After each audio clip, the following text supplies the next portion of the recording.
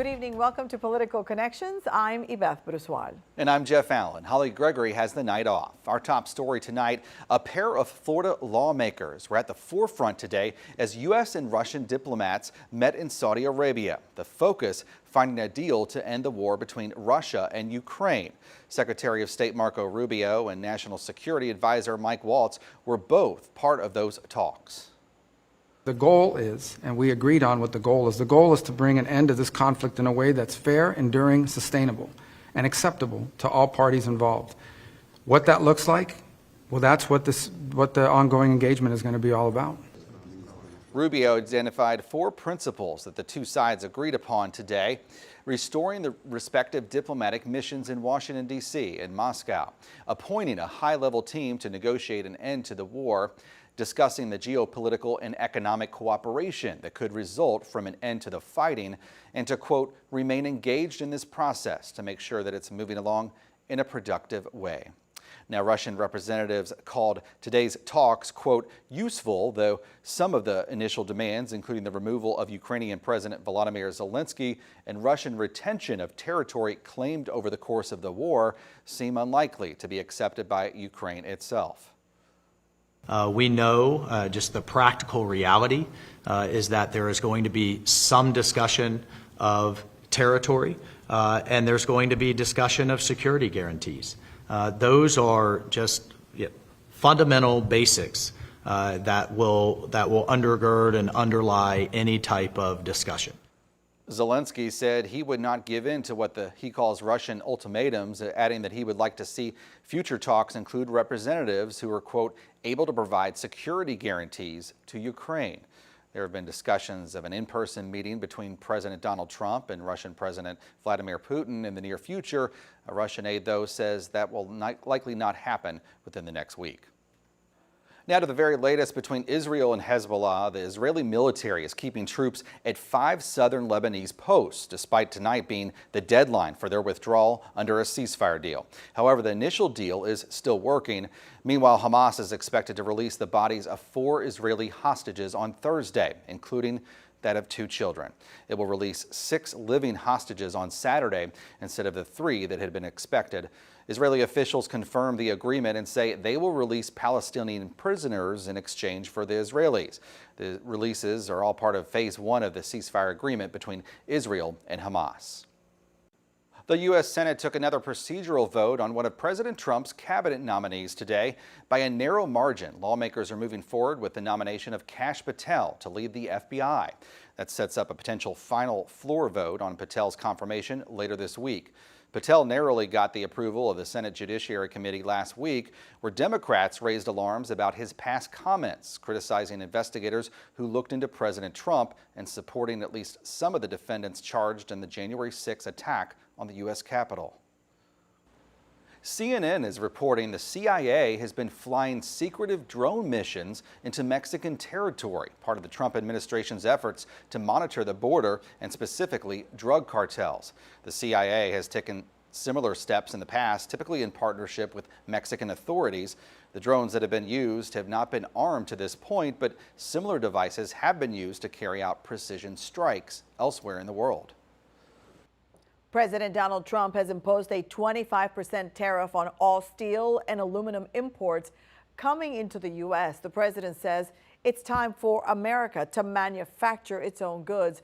But some local businesses say they're already feeling the impact 1 week after the tariffs were announced. Our Jeff Van Zandt spoke with one business owner who says he's worried it could eat into profits. Roth Stethman is an expert welder and fabricator. It's a passion he's had for 20 years. We're developing a twin turbo system for Lamborghinis. This is a Huracan STO. He runs Pioneer Welding and Fabrication in Bradenton, working on projects for various companies around the area. Really, it's 2 fuel tanks in one.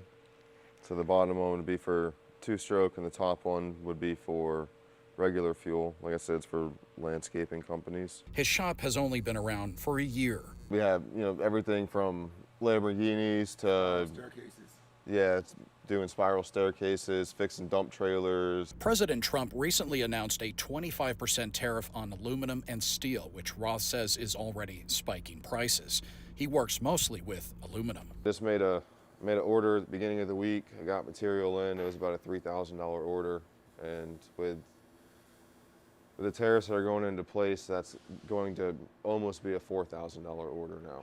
Higher prices means profit margins dwindle. They made the minimum order quantity more, so you have to order more just to be able to even get them to deliver to you. They doubled their minimum order quantity also. He says having to buy more than what he needs is problematic. For me, for being a smaller fabrication shop, I'm not building the same part over and over and over again. So there's not like, I don't have, say an order that goes out every Tuesday for this amount of material or whatever. I build custom spiral staircases, custom handrails. They're all custom jobs. Roth says it's an adjustment, but hopes the tariffs will eventually pay off. It'll be good in the long term because it'll bring manufacturing and jobs back here. The short term, it's definitely going to maybe hurt the smaller guys since we're not going to be able to absorb the profit margin losses. The Trump administration said these tariffs were designed to eliminate loopholes and numerous exemptions that have led some importers to game the system. In Bradenton, Jeff Van Sant, Spectrum News. Former State Representative Carolina Amnesty appeared in an Orlando courtroom today, her first appearance on charges of fraudulently obtaining federal COVID-19 relief funds. The charges were filed in a criminal complaint last month, accusing the Windermere Republican of illegally receiving $122,000 of pandemic funds. She faces 2 counts of theft of government property, each carrying a maximum penalty of 10 years in prison. A judge set conditions for her release from custody, namely she is not allowed to possess any firearms, must surrender her passport by Thursday afternoon, and can travel only within the Middle District of Florida and the Southern District of Florida, but not the Northern District where Tallahassee is. Our partners at the Orlando Sentinel report, the judge said if Amnesty does have business in Tallahassee, her attorney can then file a motion for permission to travel there. Amnesty's attorney is Bradley Bondi, the brother of U.S. Attorney General Pam Bondi. Government ethics rules would require Pam Bondi to recuse herself from any federal prosecution where her brother represents a party. Amnesty released a statement on social media after the hearing, saying in part, "Together with my excellent and experienced legal team, we will fight this absurd prosecution." Up next, DEI has become a lightning rod for the Trump administration when it comes to policy decisions. The call to action the NAACP is urging people to take. That's when Political Connections is back after the break here on Spectrum News.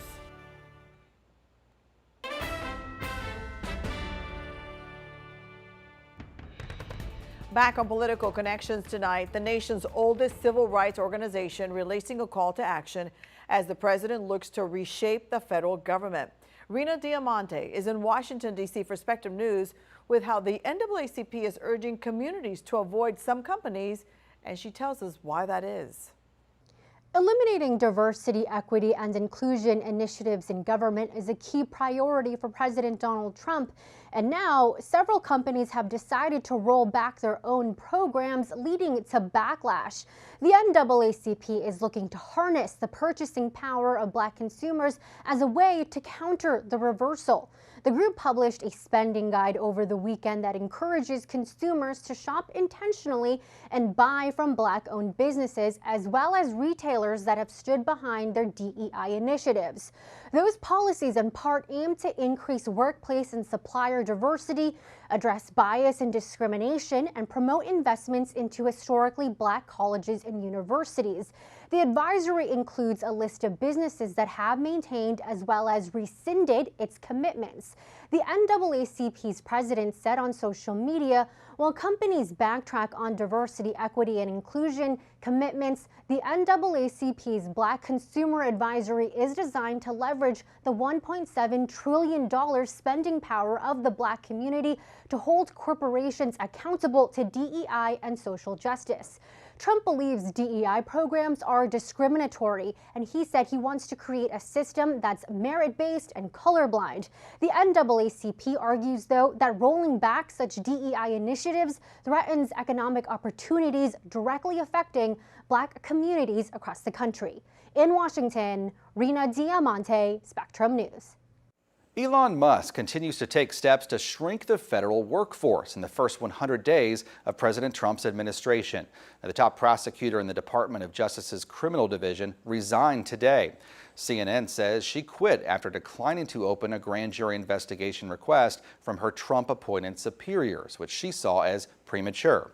Now, the probe reportedly involved funding given to the Environmental Protection Agency by the Biden administration. CNN reports that more than 700 people at the CDC have now been fired just since Friday. The cuts there include training programs within the agency, but did not yet include members of the Epidemic Intelligence Service. In the last 24 hours, the head of the FDA's food division has stepped down, reportedly over disagreements with the administration's Make America Healthy Again policies. And the acting commissioner of the Social Security Administration has also resigned, apparently after clashing with members of the U.S. DOJ service. The office is also getting some wins in court. A federal judge decided Monday night not to block DOJ from accessing data within the Department of Education. The same judge did say, however, that the student who brought that challenge could return to court later and seek compensation if their data is disclosed without authorization. And a separate federal judge could rule as soon as today on whether to prohibit Musk and DOJ from meddling in certain federal agencies. That challenge is brought by a group of Democratic attorneys general. The judge appeared likely to reject their request due to what she called a lack of concrete evidence. As we continue with a busy stretch in Tallahassee, lawmakers continue to prepare for the regular session happening next month in March. We'll talk with returning state representative Linda Cheney of Hillsborough and Pinellas counties about that when we return.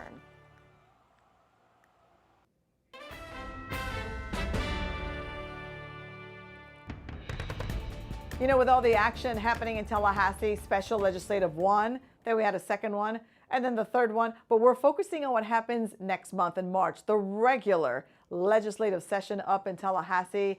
To talk about that is State Representative Linda Cheney, representing House District 61 in parts of Hillsborough and Pinellas County.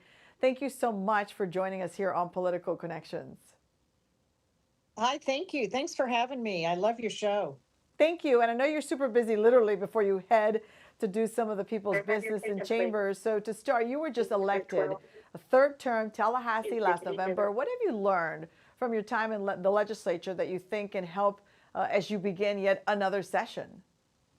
Yeah, so the biggest element to what I think is my success to not only passing bills that I feel are important to Floridians, but also bringing funding back to my community is relationships, is understanding my fellow legislators, what's important to them, spending time with them, and working with them. Filing bills, setting priorities for the regular legislative session. Walk me through what you do with staff, with aides, when constituents reach out to you, because as you get ready for the regular legislative session, as I mentioned, coming up in March, you've also had to deal with multiple special sessions that also, works to get your attention. You've been very busy with that. Yeah, well, we have long days, typically 7 to midnight easily. Wow. Every day. And, that's because you need to vet concepts for bills. Once you have a concept that you feel is important to Floridians, then it goes to bill drafting, where it is put into statutorily accurate language. It's reviewed by attorneys and the rest of our statutes to make sure there's no conflicts. And then after that, it's up to the representative to work with your fellow legislators to see if you're going to get support for that bill, and also work with stakeholders. And most importantly in that process, to take that input to make that bill better. And that happens not only behind the scenes, but within the committee process. And I find that the people who may not fully embrace a bill or not all parts of the bill, are really valuable to the process and make a bill better. And so I really appreciate meeting with people who don't say, yay, this is great, and meeting with stakeholders because they give me really good input. I'm so glad you described it the way you just did, because you're literally pulling back the curtain and showing us how the sausage is made. A lot of Yeah. times, people, constituents, will just not be enamored at all with the legislative process, but it is very cumbersome, and the way you just explained it is very easy to understand. So we looked at some of the bills that you have filed for the session. By the way, you watching at home, you can do that. Just go to the website, you click on the Yeah. bill sponsored, and it's right there. We're talking about HB 273, one that caught our eye. The bill would allow for the establishment of remote site pharmacies. Walk us through what that would mean and how it could help Floridians. So that bill was brought to us by some pharmacists who feel that they could expand access for the community if they were able to, in essence, do telepharmacy. So you would have, trained pharmacists overseeing the technicians who are fulfilling the prescriptions within the pharmacies. And we put in some ratios. It currently stands at 6 to 1. And this is intended to serve rural communities where maybe there aren't many pharmacists or pharmacies or any. And I can tell you this bill is undergoing a lot of change right now. So I have a feeling when it comes out on the other end, it isn't going to look anything like it is in its current state. I'm meeting with a lot of stakeholders, and my priority is almost conflicting priorities, and that is to protect our small businesses. So our small pharmacy owners. Okay. I think our small businesses are so important. But while I'm doing that, I also want to increase access for our patients, for residents in the state of Florida. So, there's going to be places where those are conflicting agendas. So that's what I'm working through right now. And that's why I'm saying this bill is probably going to change quite a bit.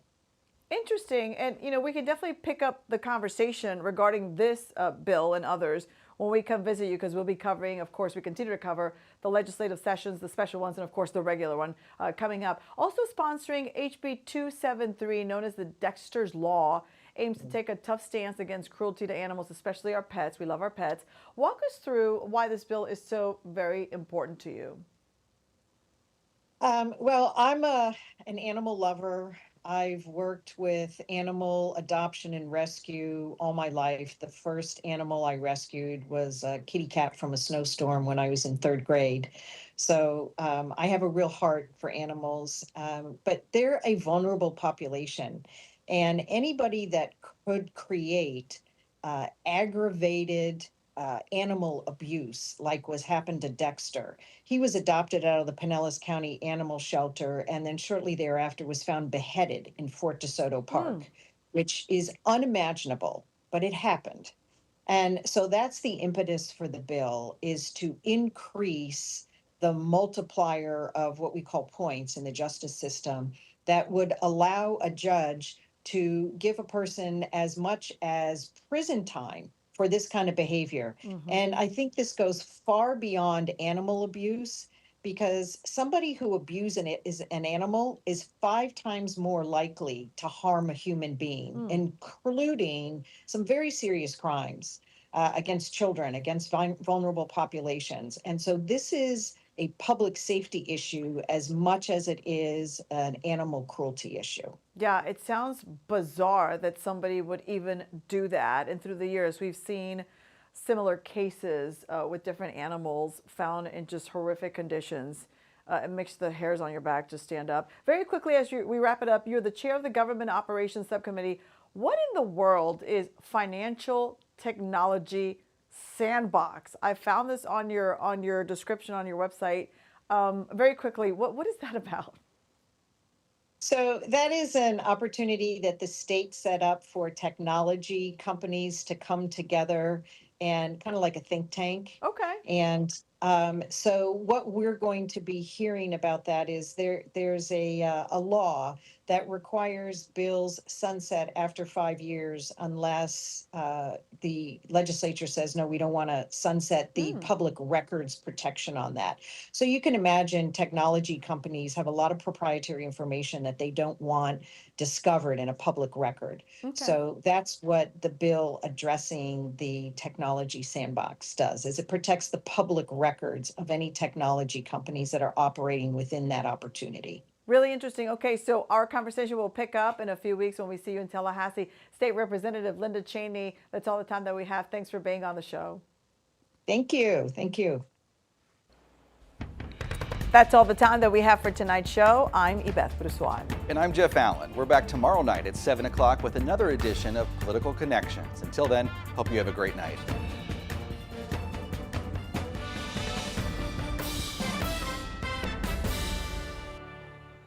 Thanks for watching our YouTube channel. Let Spectrum News be your resource for balanced, in-depth political coverage. And click the subscribe button here.